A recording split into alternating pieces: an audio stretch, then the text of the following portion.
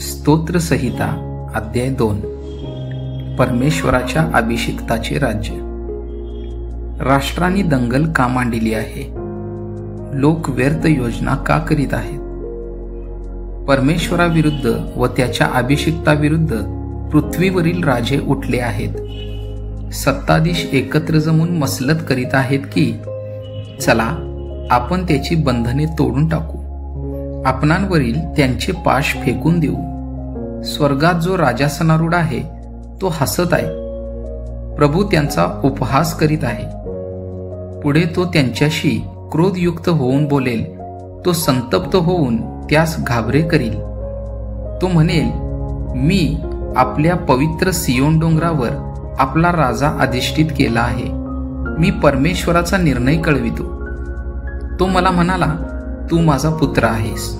आज मी तुला जन्म दिला आहे.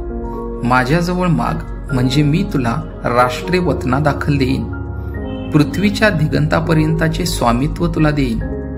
लोहदंडाने तू त्यास फोडून काढीशील.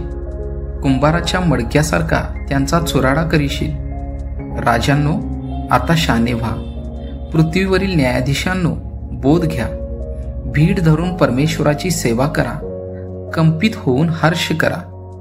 पुत्राने रागवू नये आणि तुम्ही वाटेने नाश पावू नये म्हणून त्यांचे चुंबन घ्या, कारण त्याचा क्रोध त्वरित पेटेल. त्याला शरण जाणारे सगळे धन्य होत.